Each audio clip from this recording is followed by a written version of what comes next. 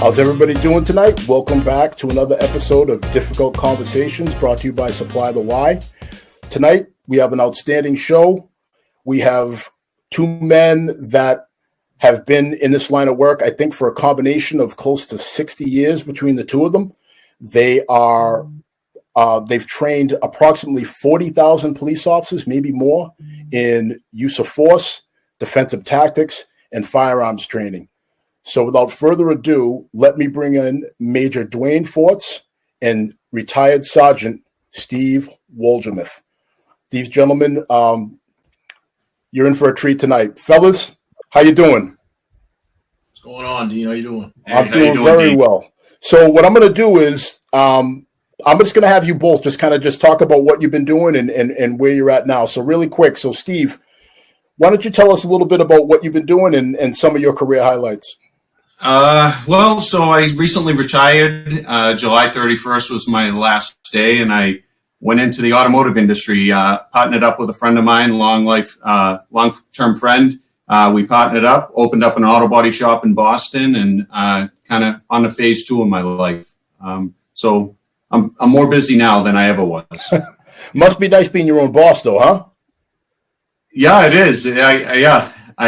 I do answer to my partner, so I got to be careful about that. All right. And do you have to shave every day, or can you just do your own thing now? No, I shaved today for this. However, I go about a week or two at a wax, so it feels itchy. It's been a long time since I've let it grow. Well, congratulations on your retirement, Steve. Dwayne, how about you? Still grinding on my 29th year. Still teaching and educating those that want to be educated, helping those that want to be helped, and protecting those who need to be protected. That's it. Keep it moving. All right.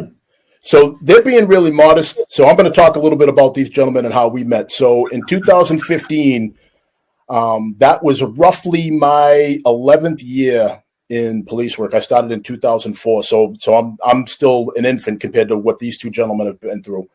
And I always had a passion for defensive tactics and use of force. And finally, I was able to get the blessing of a chief that thought enough of me to send me through the class. And that's how I met Steve and Dwayne here. They were the lead instructors for my defensive tactics certifications course. And I can tell you, they put us through the paces. It was the real deal. But if you're into that line of work and you're excited about proper application of force, and not just using the force, but the why behind the force, they did a wonderful job of supplying the why. So I thought it was only right, with everything that's going on in the country right now, to bring in two of the best that I've ever come across, and these guys are known throughout the region, throughout New England, and possibly even the country, as some of the best defensive tactics and use of force instructors around. So that's why they're here. So guys, I just want to thank you. Thank you for your imparting your expertise on myself and my, I think it was about 60 other classmates that were in that class. I know that we're all better police officers for what you were able to do for us that night, or during that week and a half. Thank you. Appreciate that. Thank you. All right. So now that I've got all the nice stuff out of the way, let's get down to it. Let's start with the video. I'm going to show you this, and then we're going to talk a little bit about this because, again, use of force, it's a hot button topic right now. People are talking about police reform. There's talk of defunding. But let's find out what that would actually mean from a use of force standpoint. So stand by.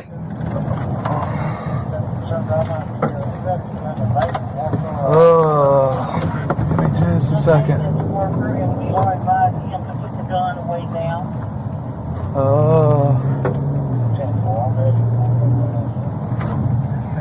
Oh, there he is.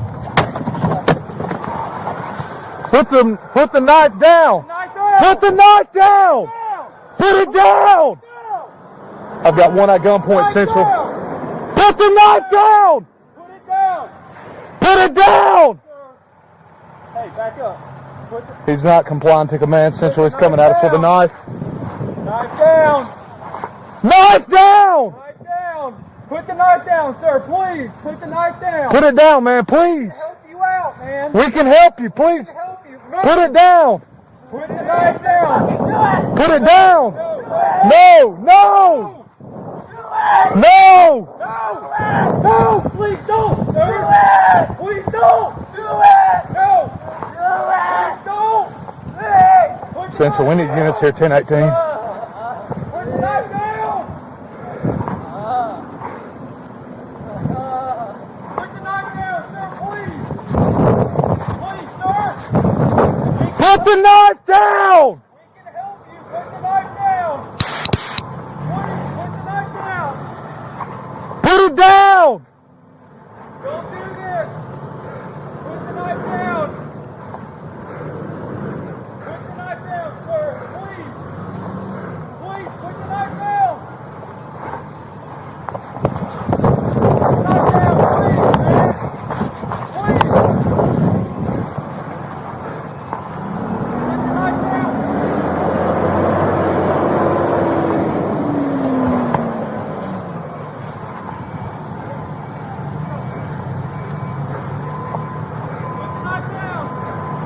Put it down!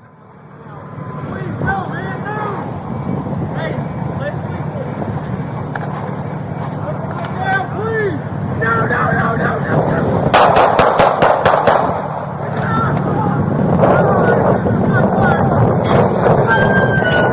Hands behind your back!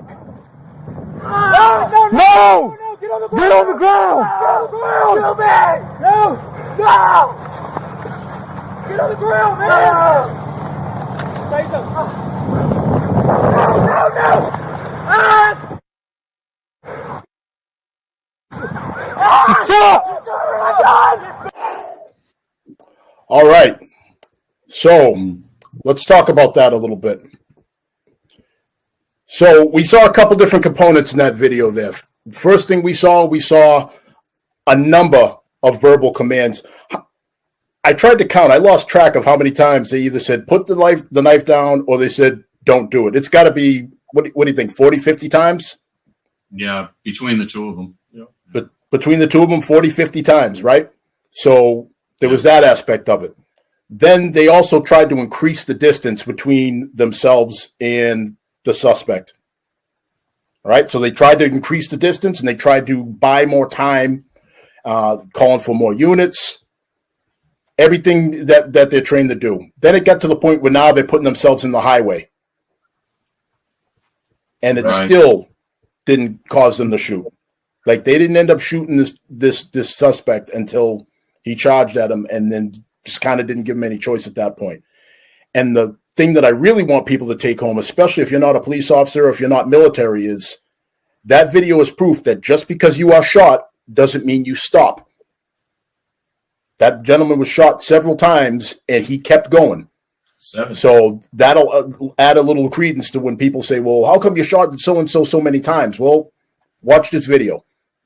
So I'm going to stop talking right now and I'm going to turn it over to, I'm going to go to you first, Dwayne. Tell us a little about this video and how this speaks to how and why we train the way we do. That took place in Athens, Clark County Police Department, and that was back in July 1st, 2019. The gentleman, 23-year-old Aaron Hong, and as police units arrived, he met them, he confronted them, and he actually was in pursuit. And some would say, it'd be suicide by cop, but taking a page out of Steve's book, don't forget, people who are suicidal are also homicidal. And, taking into account what we're seeing on video, you have to, people that watch this in Monday Night Quarterback for training purposes, that, any upload of a video, especially off of YouTube, the videos are 99% of all videos that we view, they're corrupted and they're not in its truest form. So the takeaways from that is, they utilize time, distance, and, for layman's term, had to draw a line in the sand because of getting out into the as you said, the highway, because that's what it was, a highway. So you mentioned the term corrupted. Can you just put a little meat on those bones for people that might not be familiar with that term? What exactly does that mean? So videos being corrupted in a sense of like we all have our cell phones, and cell phones record, digital cell phones, these phones, why they can record so much is because, frame rates per second, 32 frame rates per second. That means within a 1 second time, there are 32 individual frames. The best way I can explain that is if I were to take a book with 32 pages and I drew stick figures in the corner, and then I fanned the paper and the stick figures would come to life. And then right in front of your face, I tear out, not saying the pages are numbered, I tear out 2 or 3 of those stick figures and I fan it again. It is impossible for the human eye to detect where the interruption was. But the stick figure will then either speed up, slow down, depending on where it was in the sense of motion. So with that being said, when you take, it's the sole proprietor. The sole proprietor, what I mean by that, it's the data in which the information was created. So think about this context. If, you know, I'm Cape Verdean, but I don't speak Creole. So if I were to go to the Cape Verde Islands right now, I couldn't fluently speak to the population who lives there. However, I know just enough to get around. Now I take my good friend Steve, who doesn't speak any Creole, and he's just going to be bobbing his head. In other words, so when we right click, Steve says, I can't open it up. I'm over here saying, hey, I can open up that media source. I know enough to get around, but I ain't going to give you its full, you know, fulfillment of that video. So my point is when we upload from another source, we lose frame rates per second. So time and distance is, as I said, corrupted. You're not seeing it as those officers seen or saw it. Now they had the Axon Flex cameras. You know, now we're talking about the line of sight that they had. As I turn, it's a fisheye lens. So now what happens in a fisheye lens is things are elongated. So what we're looking at, like, wow, that he, you know, he looked like he was 8 feet, you know, 10, 12, 15 feet, when in reality, he could have been 6 to 7 feet. And the only way that they do that is they, you know, take a known point on the ground, they mark it, measure it out, and so forth. So looking at the video in itself, the video only shows what it records. And then when you understand how video works, then you have to take that into account as well. Now we're talking, and I'll get off my soapbox. And that was broad daylight. What happens when it's at night? What about ambient? You know, what color is this hoodie in infrared? Yeah, that's a lot of different factors, Dwayne. So, Steve, I'm going to have you jump in on this. So, what's your take on what Dwayne said, and how does that fit into to the use of force crisis, for lack of a better way to put it, that we're having in this country right now?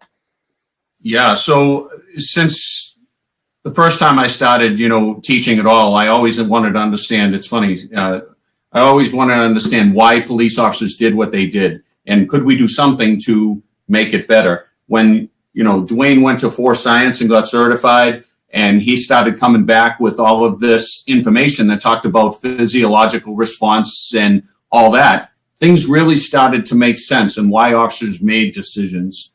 Looking at this video in particular, you know, the officers, I'm not going to Monday morning quarterback. I wasn't there. I don't know all the facts and circumstances. I've never read the report. I've watched the video several times. So I'll just talk about the things we can see.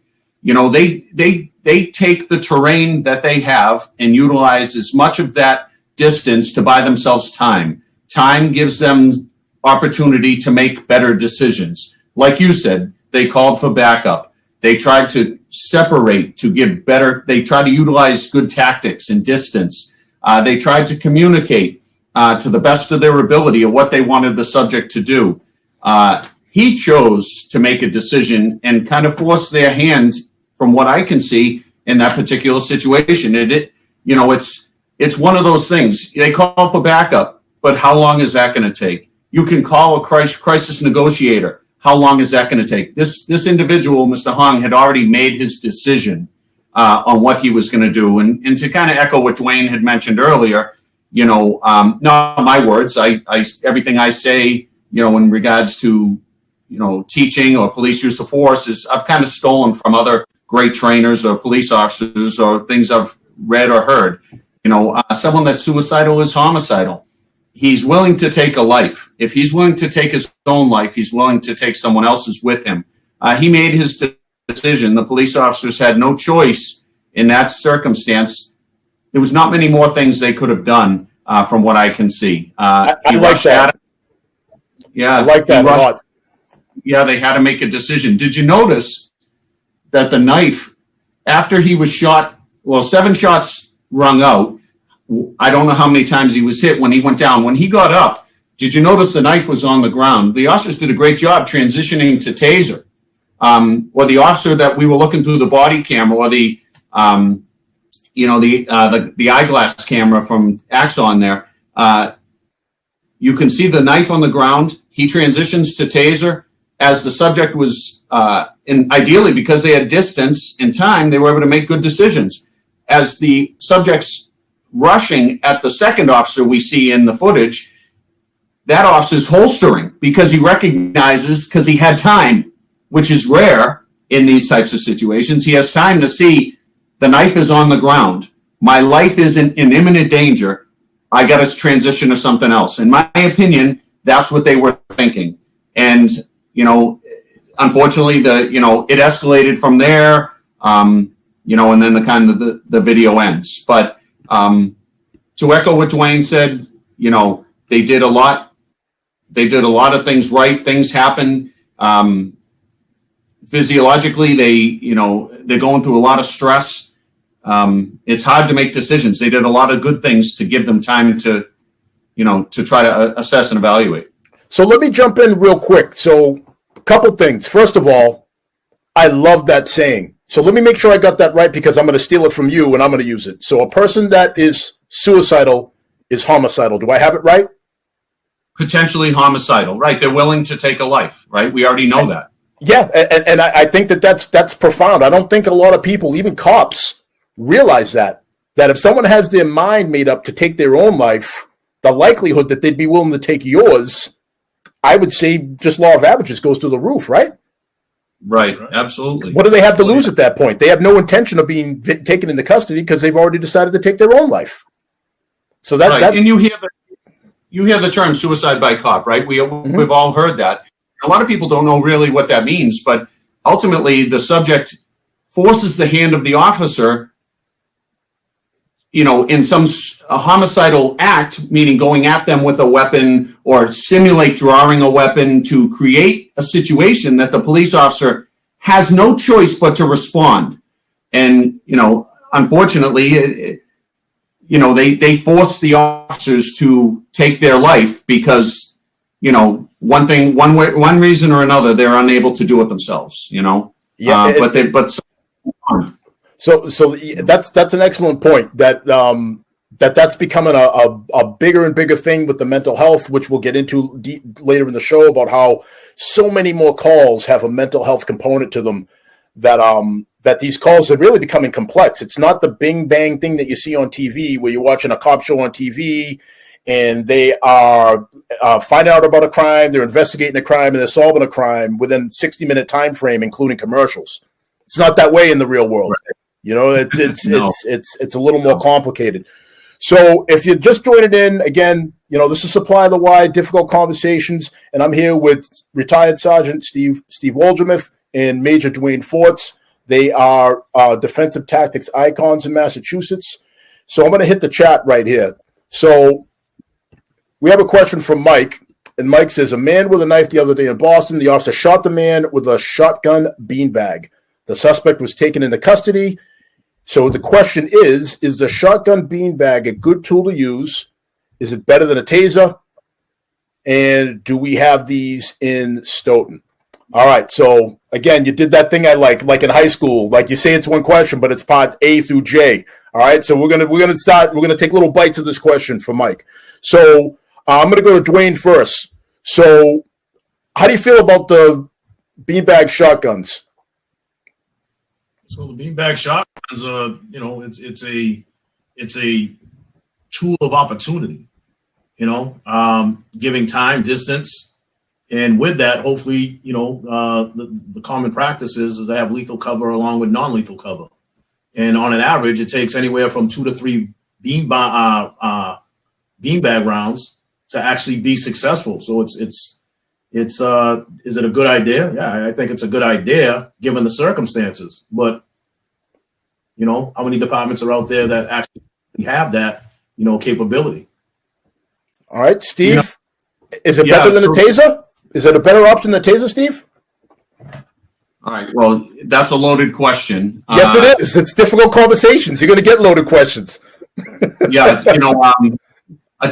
Let's talk about opportunity. Right. A less lethal shotgun loaded with a beanbag round. There's limited supplies out there of people that carry them. You don't get out of your car typically with that unless what's the nature of the call? In Boston, I know nothing about that situation. I'm speculating 100% that they knew they had some indicator that this person was at a standoff position with the police. And typically, what do we see? That's when someone trained in the use of less lethal or a SWAT team member who has it on board is able to bring that to the situation, and it becomes an option. It gives more distance. It has greater range. It's nothing more than an impact tool. That's it. It's like reaching out with a long baton and hitting someone. Its design is to hit in the similar areas as a police baton. And what are those areas, Steve? Just for people that don't know, just give an idea of what those areas might be. With the beanbag round, it's going to primarily be the hips on down and the arms. That's it. With a baton, it would be other areas that are not going to create significant injury. Like the head, neck, spine, solar plexus, stuff like that. With a beanbag round, because it comes out with a little more velocity, those risky areas to hit someone with a beanbag round intentionally are kind of shortened, meaning more like the extremities where they would want to shoot it. And again, because you get time and distance. A taser is on a police officer's hip. Taser has its faults. You have to be within a range of 21 to 25 feet. You got to make sure these two little probes actually hit the person. They go through the clothing, and they actually make contact. Otherwise, you have a clothing disconnect, and the taser will fail. And the taser fails in police reports across the country. Taser fails approximately 50% of the time it's utilized. And it's not the device. It misses. A probe falls out. The person falls down and the probe comes out. The wind. Does time of year play a role in that? Like, for example, like now that it's getting colder and people have more layers of clothes, is that a problem? Absolutely. Absolutely. The probes that come out, the barb that's on the end of the probe, think of like a number 1 foot fish hook, needs to penetrate that clothing and get close, if not into the skin. It makes a small puncture in the skin, ideally. If there's any clothing, a Carhartt jacket or multiple layers, a hoodie and a shirt, or it's puffy. A lot of people wear loose clothing. The loose clothing itself inhibits the taser working. So what I mean by a loaded question is, it depends. You give me a certain circumstance, I'll tell you, hey, this is where this tool would work. And in another situation, you change it, change the facts and circumstances. I'm going to change the tool that may work in that situation. All right, fair enough. So as we go on from there, so it seems like we got a little more about the Boston. It says that they called for a gun car and patrol officers did not have one on scene. So there you go. That speaks to your point, Steve, about this is not something, a beanbag shotgun mic is not something that's typically readily available in a patrol car. That's for a specialized circumstance. And Steve also mentioned something earlier that I want to put a little context to. So when we talk about the nature of the call, and what that means is the call for service, like what we were originally called there for. And those of us that have been on the street for quite some time, we will all tell you that a lot of times what we get called there for does not end up always being what the circumstance is when we get there. Sometimes there is, I know it's going to shock you, but sometimes the people that call the police aren't truthful with us. I know it's crazy, but sometimes people, they kind of filter and they just kind of try to guide our response by prejudicing what they tell us. All right. So that happens a lot. Sometimes you have dispatchers that filter the calls. Like they're hearing a call and they start filtering what they think is important and what isn't. So you end up missing valuable pieces, or pieces get added to what's actually happening. So you can't always go by what the original call was for. And the third thing that happens is you have people that say, well, somebody is assaultive towards me, but they have no idea what assaultive means. You get there and they're like, what do you mean they were assaultive? Well, he called me a jerk and I'd feel assaulted. Well, you know what? That's not really assaultive. Read a book. You know what I mean? So it's one of those things. So there's all different things that can attribute to the nature of the call. All right. So now I've belabored that. We got another question or a comment. I would think that if an actual shot from a gun didn't stop him, then a beanbag round would have had even less of an impact. I think that's fair to say. You know, it's one of those things. Again, like I said earlier, like just because someone gets shot doesn't mean they stop. Just like when some people see a police officer in uniform, doesn't mean they stop. So, fair point there. All right. So we've gone into that a little bit. Defunding. So I know, but you knew we had to go here eventually. So, Dwayne, talk briefly about defunding, what that means to you, and talk about the impact that would have on the training environment in policing. And then, well, after a couple minutes, we'll bounce over to Steve. Same question. Go ahead. The screen's yours, fellas. Refer to like defunding what's taking place now. I mean, you look at, across the board that, training takes a hit, the resources. And when they say defunding, taking, money and proprieties away to go and, distribute that to where? Because that's still unclear. And obviously, the mental health industry is a big component of that.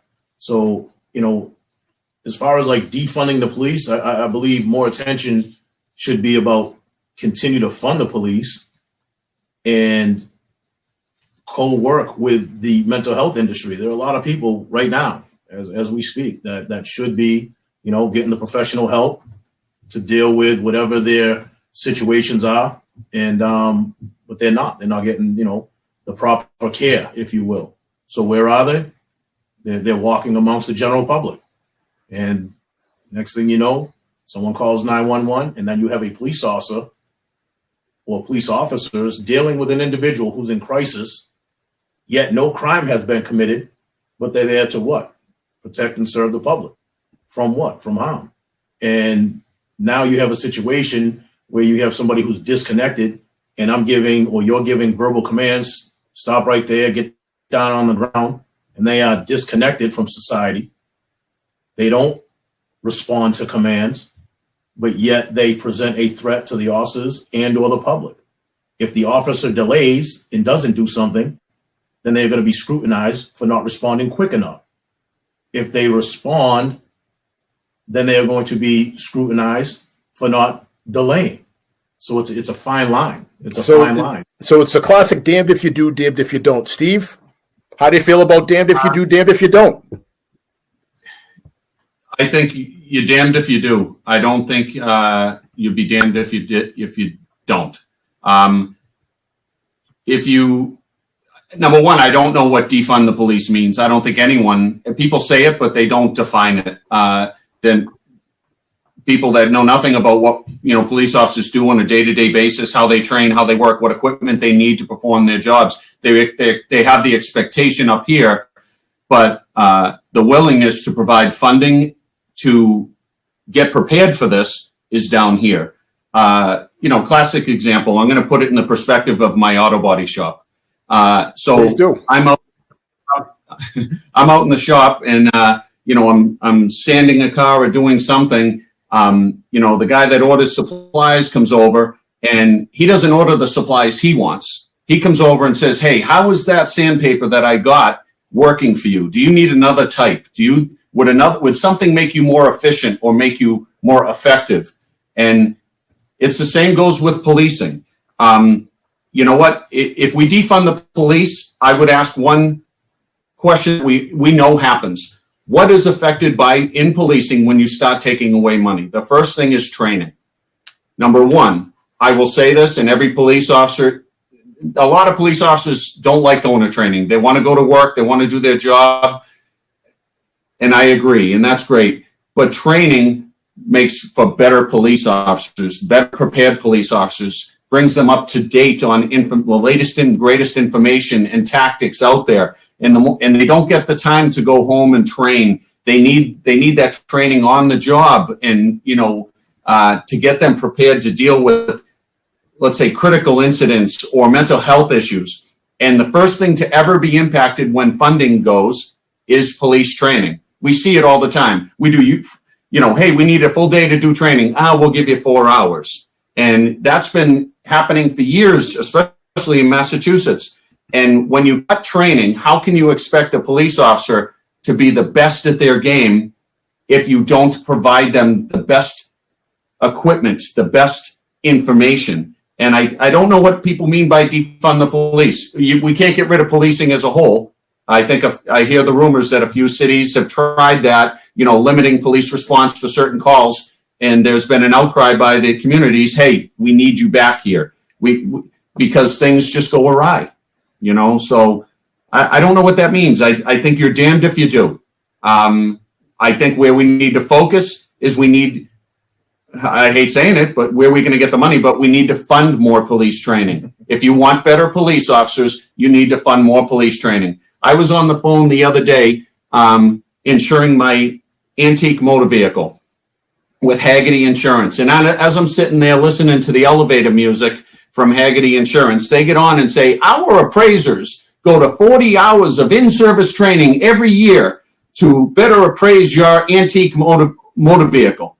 And I thought to myself, what changes year to year with antique motor vehicles that my appraiser needs to go to 40 hours of in-service training to do one thing: appraise antique cars that just got 1 year older?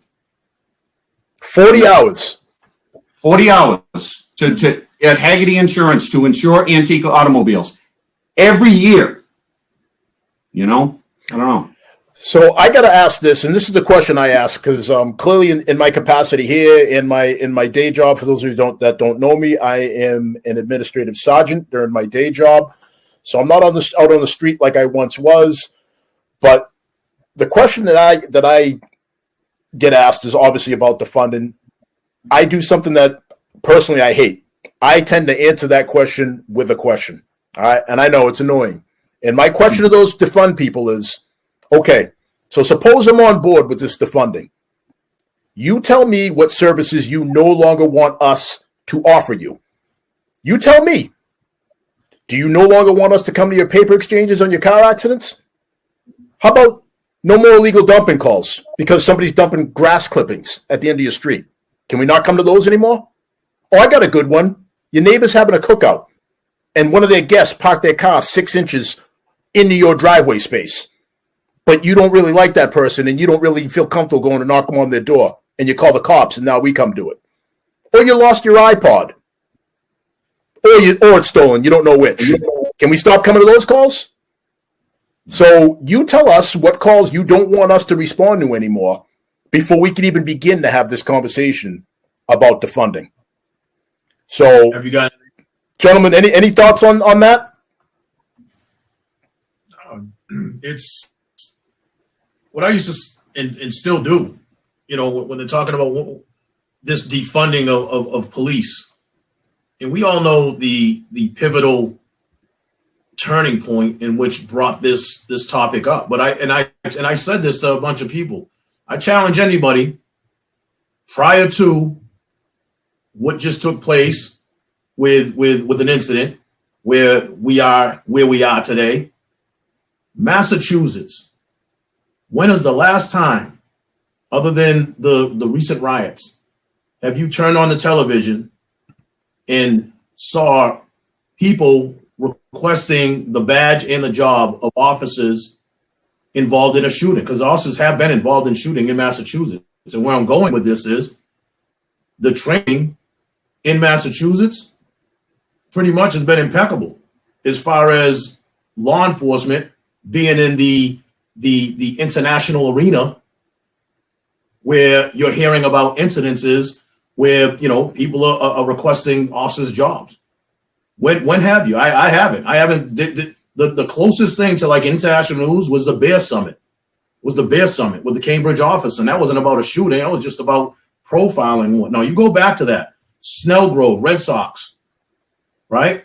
There was no protest. We want the officer's job. It was an unfortunate set of circumstances. But prior to that, so what does that say about the training in Massachusetts? But yet we're going to defund the police and change. If it ain't broke, don't fix it. Evolve it. But why are you going to extract from it? It's baffling to me. Well, speaking of baffling, I got another clip for you. So tonight usually we do one a show, but there's so many of these that I feel the need to do a second one. So again, if you're just tuning in, this is Difficult Conversations by Supply the Why. I'm here with Steve, retired Sergeant Steve Wohlgemuth, and Major Dwayne Fortes. So, and we're just talking about some of the issues with defensive tactics, use of force, and we're just trying to educate people on the different aspects that are behind the curtain that not everybody sees. So with that said, I'm going to go into this next video just to warn you a little bit. I should have said it before the last one. These are a bit graphic. So if you have a weak constitution, you might want to look away. And secondly, if there's going to be a little bit of dead air at the beginning of this, don't worry about it. Just the way the video is, the sound will come on. So here we go.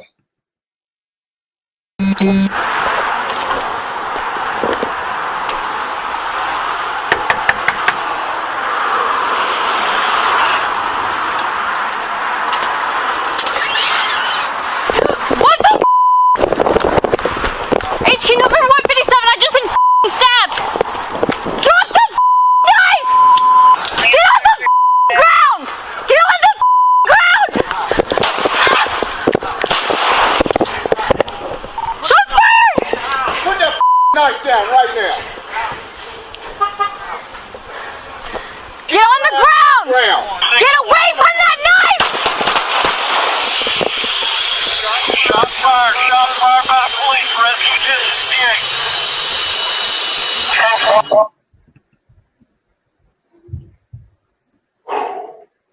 All right.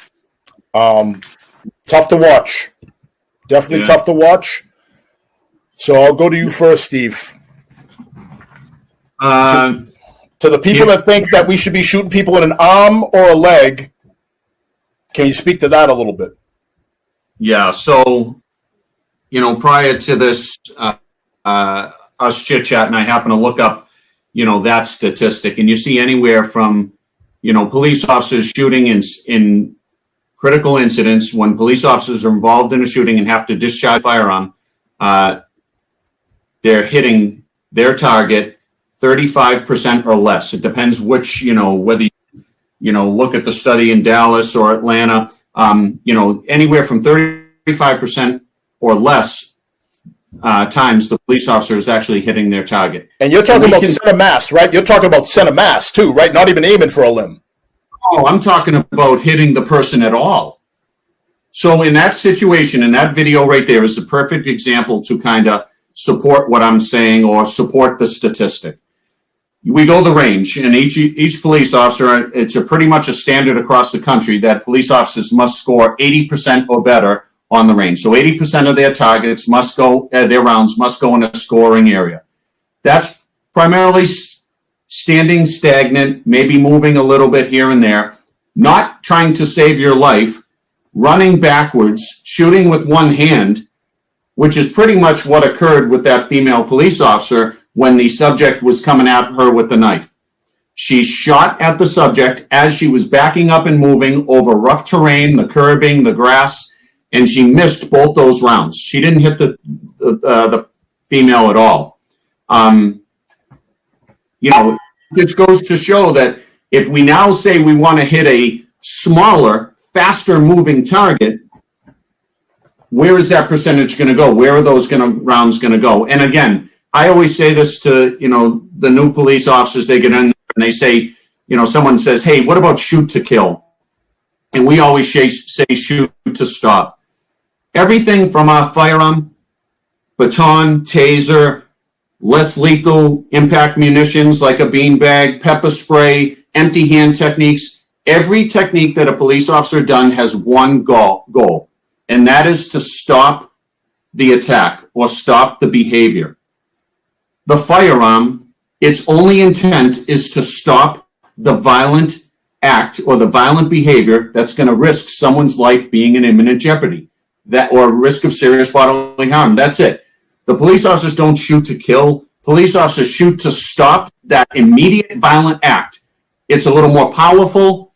It gives a little quicker response to stopping that violence. That's if they hit the person. So to ask a police officer in an extremely violent situation, while in fear for their life or the life of someone else, to try to strike in the weapon hand or the leg is an impossible task. I mean, unless you're, a recon Marine, you're probably not going to be able to accomplish that. It's impossible. And I get it. I wish it was true. I wish we could do it. It's another thought process that's been influenced by TV, no doubt.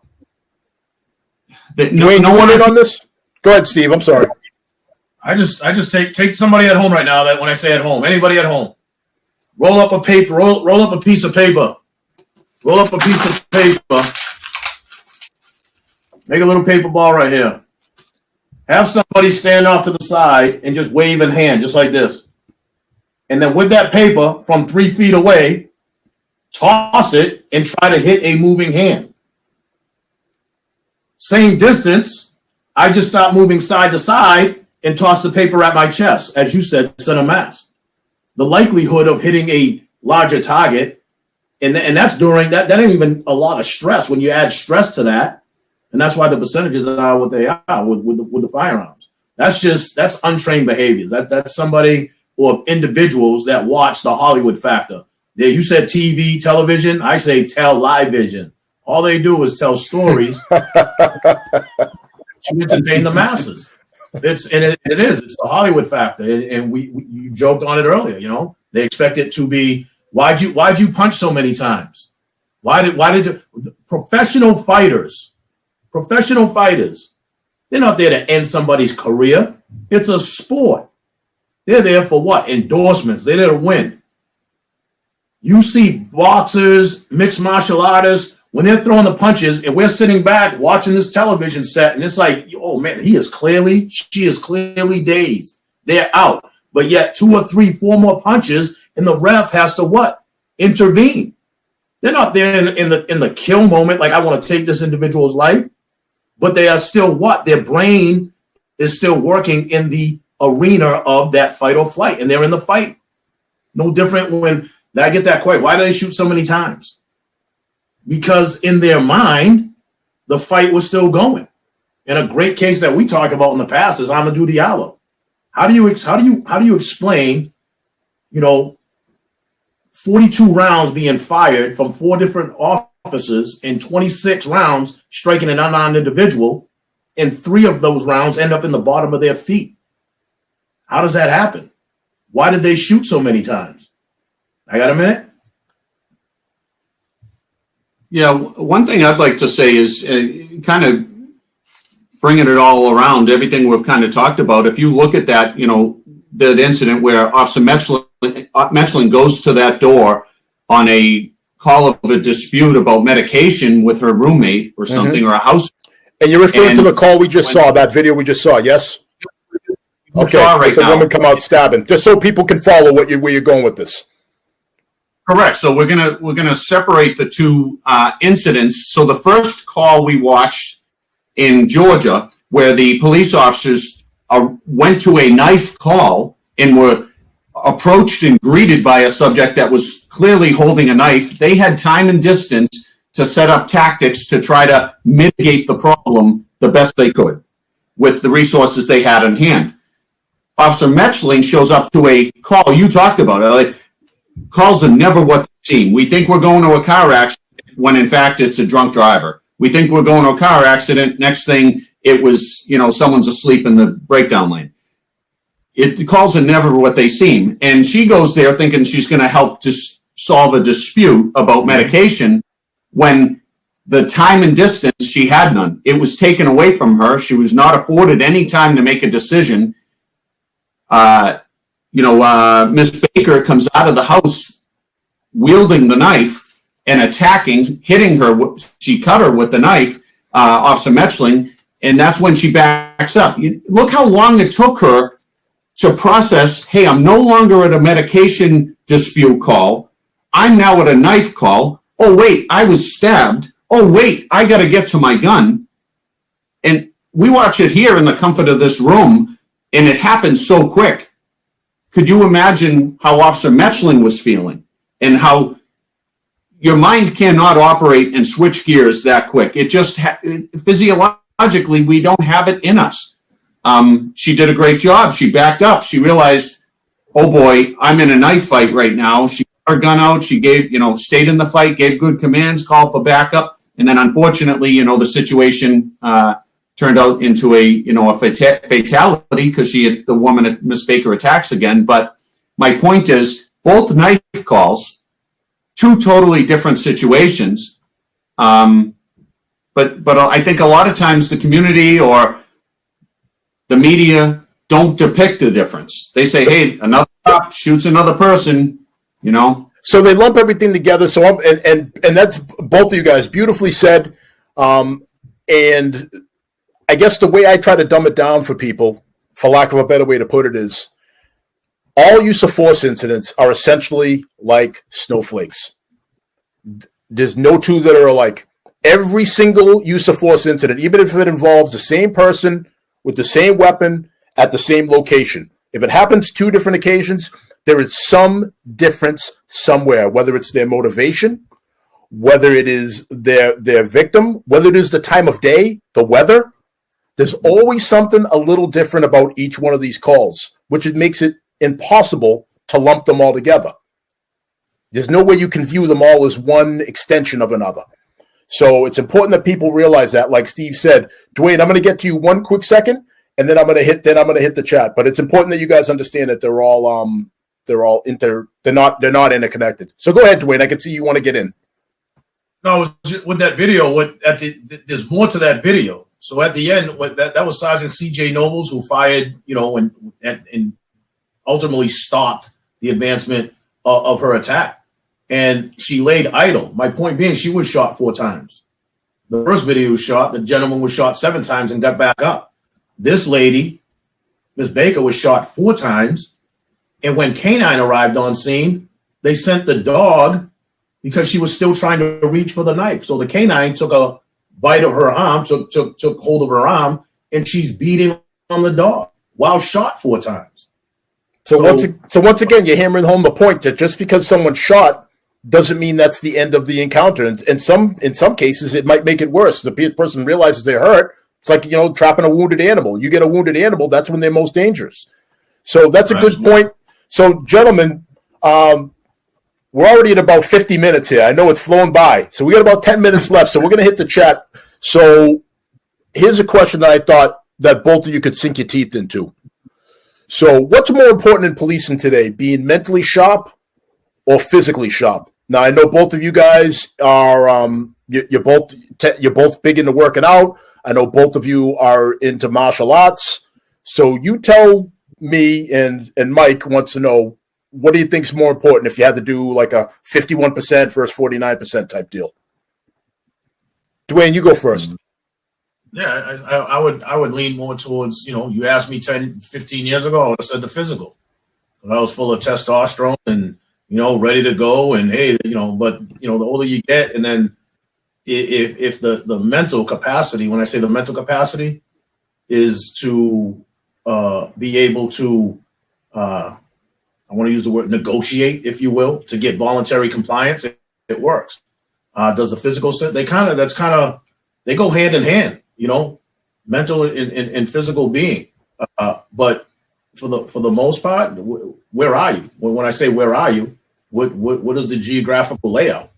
What type of individuals that do you come across? 99, 98 up until this recent, we used to say, 96, 98% of the population does what the officers ask. You put the lights on, they pull over. right? But now you get people that 2% of that, they want to argue and debate, but there's a very small percentage that actually physically will confront the officer and turn it into, a attack. And when you go to make the arrest, for the better part, people are trying to do what? Get away. It's that 1 or 2% that actually wants to physically stay there and have other ulterior motives. All right, Steve, same question. Can you give us a quick answer, 90 seconds or so, about what you think is more important, mentally sharp or physically sharp?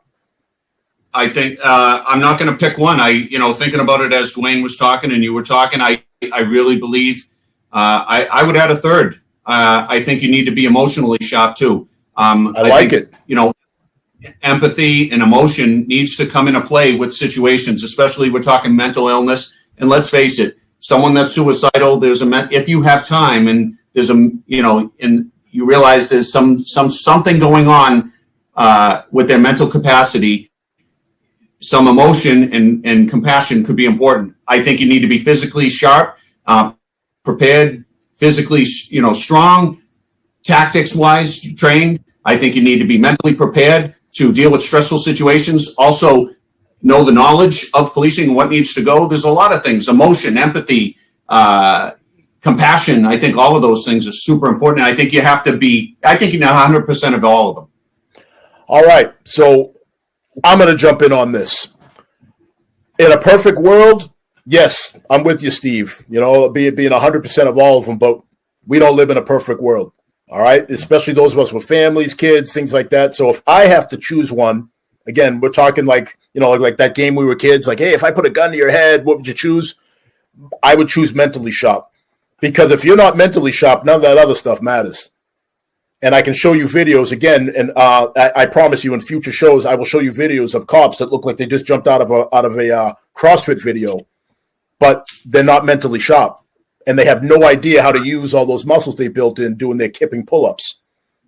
None, and it puts them in a tough spot. Whereas you'll see other videos where you have guys that might not be in the best of shape, but they are mentally sharp. They have put themselves in a position. Maybe they're guys that used to train.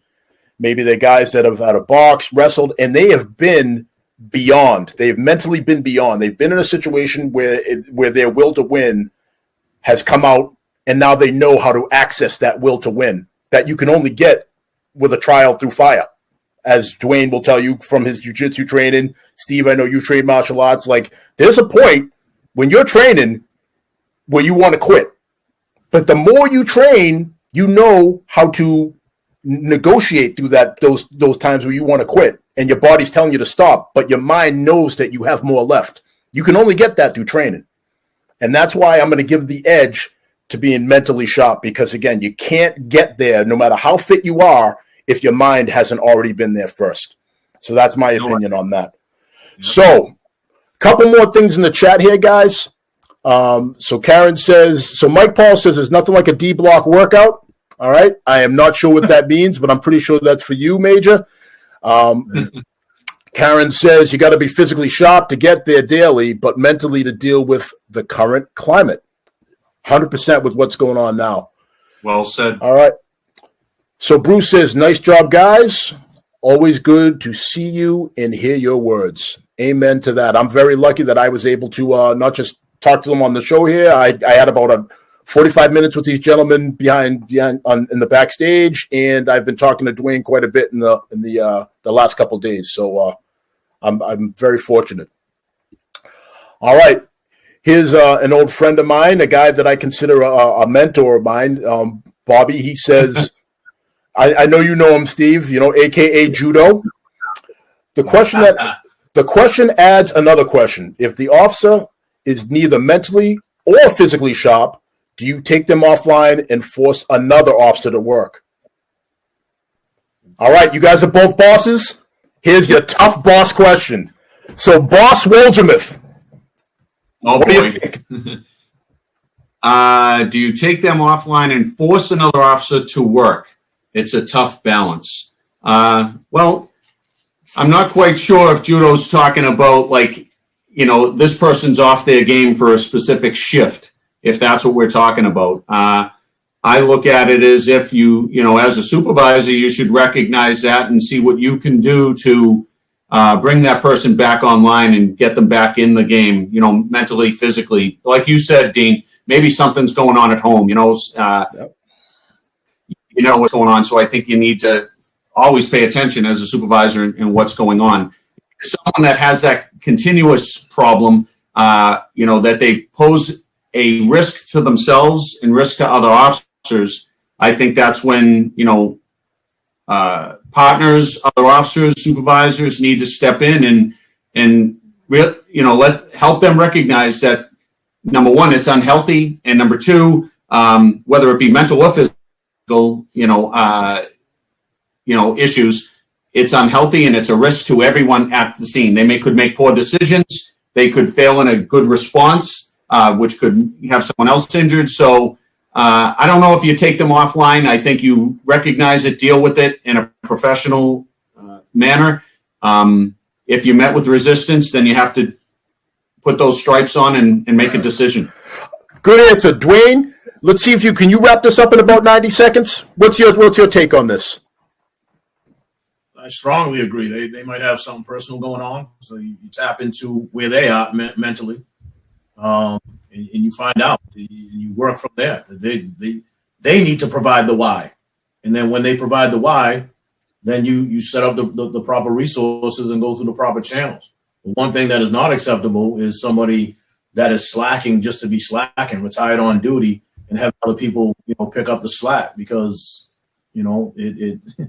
one, it's bad for morale, and two, you're going to end up burning out your real good officers when you just keep relying and relying and relying.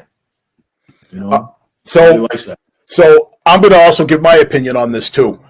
So what that happens when you do that, Judo, and it's weird for me having, almost talking to a guy that, like I said, I go to for advice, a guy that I think has helped mentor my career, but I disagree with you there. Because now you're getting into a situation where you are now punishing somebody else for being proficient at their job, which happens in this line of work too much. What happens to the people that are dependable? What do? We pile more work on those people, and we add more to their plate, and we expect them to do 3 times as much work as the person that's not pulling their weight.